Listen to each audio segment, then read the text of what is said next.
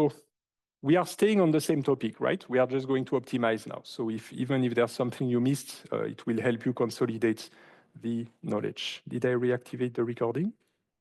I think so. Yes, it's recording. Okay. All right. So now we are going to improve and try to make it more efficient. And I'll take a look also at vector databases and using SQL to do the computations on the vectors.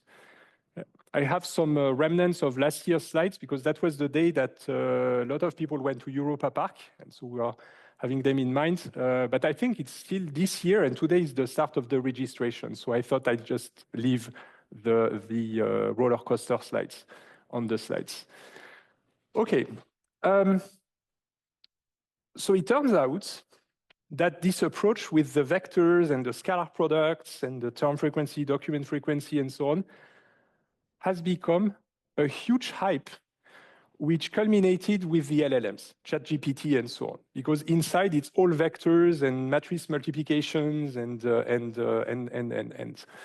So because of this, because so many people suddenly wanted to run computation of vectors, database engineers thought, okay, we need to design database systems for that. Just like we have database systems for tables, we have database systems for trees, for cubes, for graphs, we need database systems for vectors, vector databases. Who has heard of vector databases?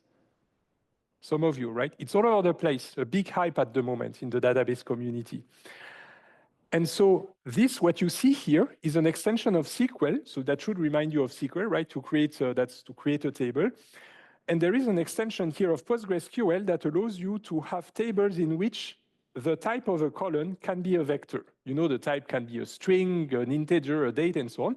But it can also be a vector with that extension. So this creates a table with two columns. The first column is just an ID, 1, 2, 3, 4, 5, just enumerate. And the second column in that example would store TF-IDFs. So I'm creating a vector with 1,000 coordinates. It means that I would have 1,000 terms in my collection. It's just an example. And every record will contain one full, 10,000, not 1,000, 10,000 terms. And every record will contain one vector with 10,000 components. Okay? So that is a new type that we have here. That means that you can insert these vectors into your table. So in that case, of course, I didn't put 10,000 values on my slides, but imagine that it's 10,000 values here. And I have one vector, two vectors, and so on, right? So think of it of one document per row, right? Every record is a document, and every time I have my TF-IDF vector for the documents. Every coordinate corresponds to one term. So far, so good, right? So this is how I can store it in a SQL table. But when it becomes really interesting is when you start querying, because that extension on vectors also contains additional operators.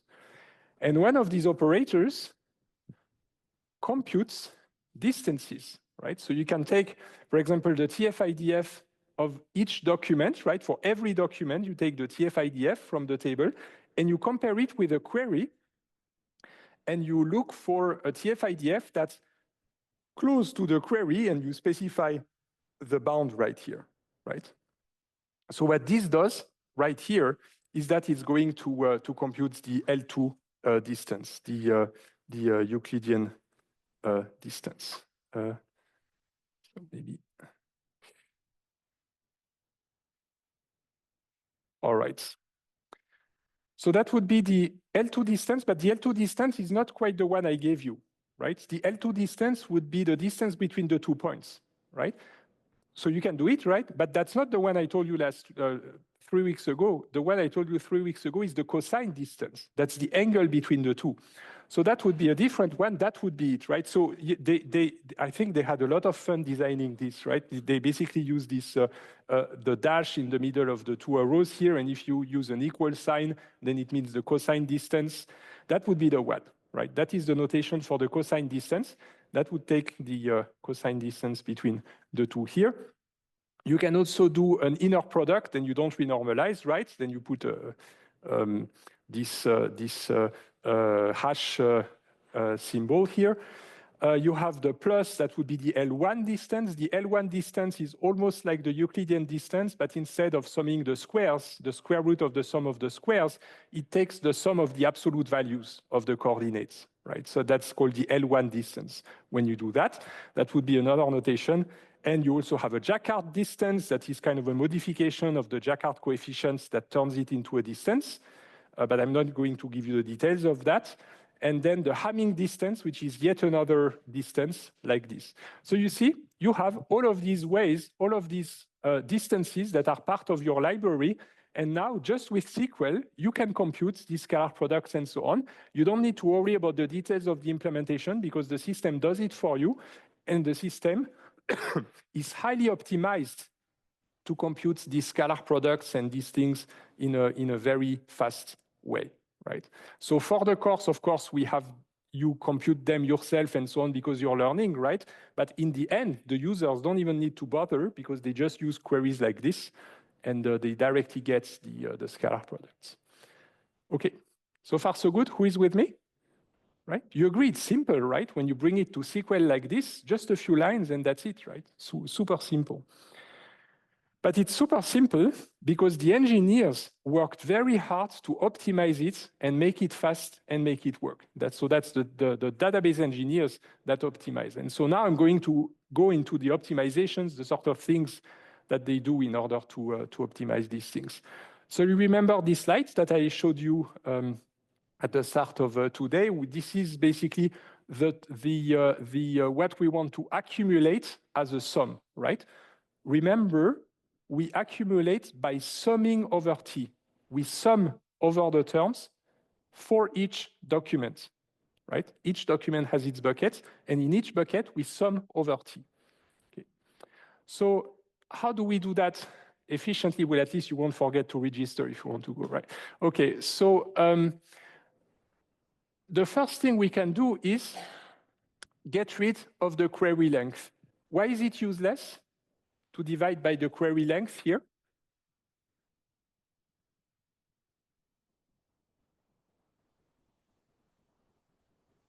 Who sees why I can get rid of it? Yes?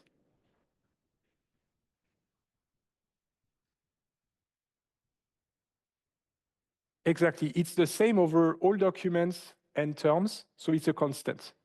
And because we want to sort by a quantity, if we change by a constant factor, it doesn't change the result. It doesn't change the ordering of the documents. So you're absolutely correct. I can get rid of it. Gone. That's it. Now, the division by the document, I don't need to divide every time, right? I don't need to divide for every term by the document. Why don't I do it at the end, right? I first accumulate everything, and then I will divide by the document length at the end. So let me take it away from here, and I just put a mark here on the bucket that I shouldn't forget to divide at the end, right? And then I only divide once per document. That already looks better, right? What about the query term frequency, TFTQ here? One more thing we can do. The buckets here that I'm accumulating into, do you agree that I only need to have the buckets for the documents that are going to have non-zero, right? The documents that don't contain any of the terms, the buckets will remain empty anyway. So I don't even have to have the buckets. In other terms, I can just create the buckets lazily whenever I see a document, but I don't bother creating these buckets for the documents that I never see, right? So I can optimize here too. We can also get rid of that one. Why? Because in a query, typically when you type a query on Google or any other engine, you type a few words, right? But you will not repeat words. If you look for, like you type ETH Zurich, you're not going to type ETH, Zurich, Zurich, Zurich, right? You just put each term once. So in many cases, you can just consider that the term frequency on the query side is either 1 or 0, right? It's 1 for the few terms that you have in your query, and it's 0 for the others, right? It's often the case, it's not always the case. Who has ever pasted an error message into Google to see if other people had it too? Many of you, right? In that case, of course, that wouldn't be true because in an error message like that, you might have multiple terms and so on, right? So it's just some approximation that in many cases, we would not have repetitions. And so in that case, it's just 1 or 0. So we can get rid of it.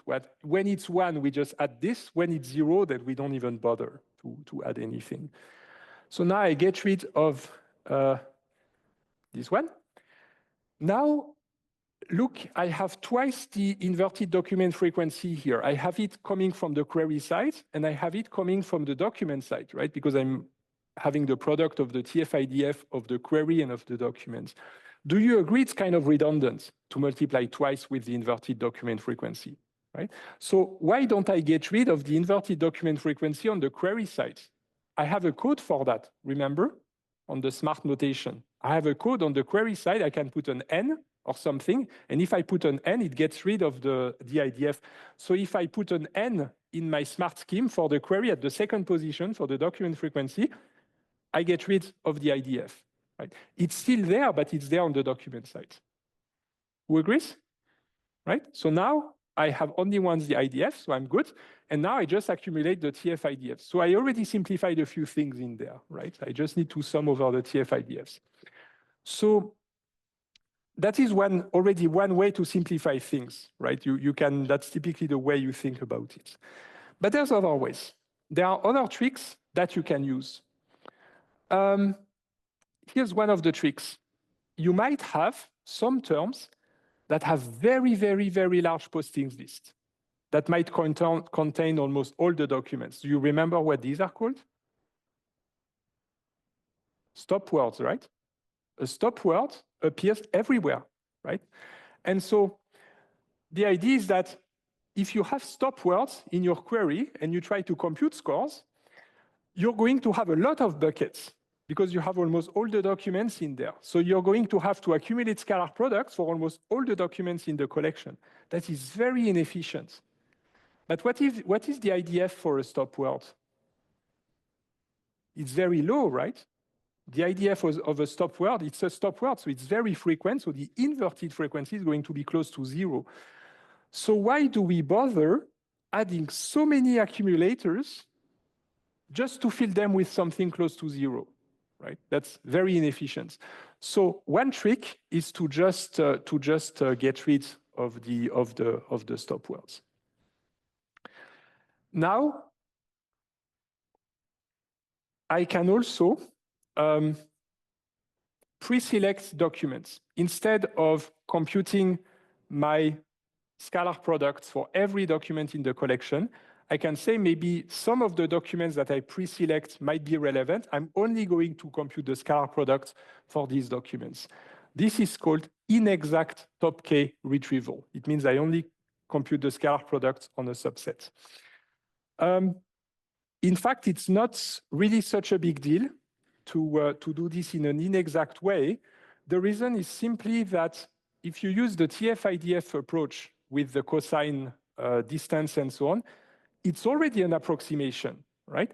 Mathematically, of course, it's exact. It's an exact mathematical formula. But do you agree that applying this math to the real world is an approximation, right? When we say, okay, the cosine of the angle between the vectors gives us the score, that is an approximation of the real world. It might not be, it might be that the score doesn't exactly correspond to what people would say about the score. It's just a mathematical model for that. And so since it's already not perfect, then if we take something that is a bit less perfect, then that's fine too, right? It's not such a big deal. So we just pre-select documents and compute the score on a smaller set. And so what I can do, for example, is get rid of the stop words here. So the stop words would be end school. I might push it by saying that school is a stop word. End is surely a stop word. School might be a bit more frequent, right? But in that query, it's ETH and Zurich that are really the rarer terms here. So I might want to focus on ETH and Zurich and just drop this. And it has the benefits of eliminating a lot of computations, because if I eliminate the terms that have a low IDF, I'm also eliminating a lot of postings to accumulate. So I take care of the stop words. Now, a second idea is that I can select the documents in the collection that contain most of the terms.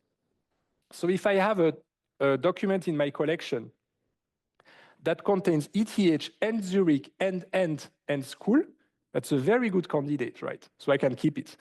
If I have another document that only contains the term and, but it doesn't contain ETH, Zurich, and school, do you agree I can just eliminate it from the accumulation, right? I don't even have to bother accumulating the score for and, right? You agree with that, right? So this is what I mean with selecting documents. We select the documents that contain all of these, and we throw away, we don't even bother to compute the score for the documents that contain only a few terms, right? Okay. But the problem is that in doing that, we might eliminate too many documents, because if you have a long query, finding a document that contains all terms, might be a bit difficult, right? So there's a few tricks that people have developed over time. And so here I'm basically just going through a little bit of a toolbox of all the tips and tricks that people have been using to improve the system. It's a bit of a random list of tricks. This trick here is known as the champion list. What we do is that we have all of these postings, right? Normally they are sorted by document ID, the postings, but I'm going to sort them, instead of sorting them by document ID, I'm going to sort my documents by decreasing term frequencies, right? So the terms that have a high term frequencies are going to contribute more to the accumulation, to the scalar product, and those on the right with very low term frequencies, they will contribute less, right?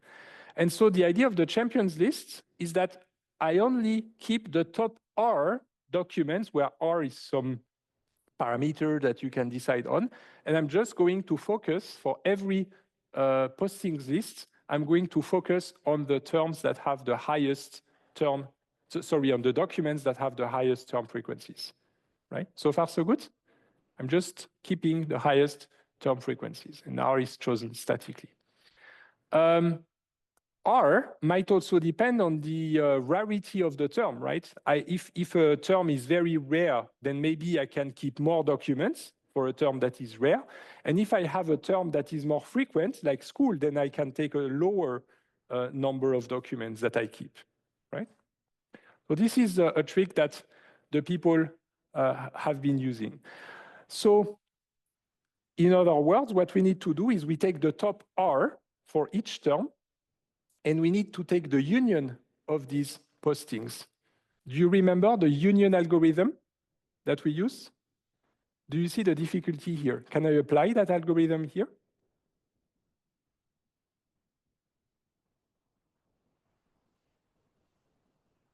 Who thinks I can? Okay, who thinks I cannot? Okay, indeed I cannot. Does anybody want to tell me why you cannot?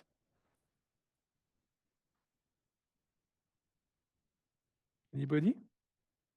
You want? Let me tell you then. So the idea is that we resorted it.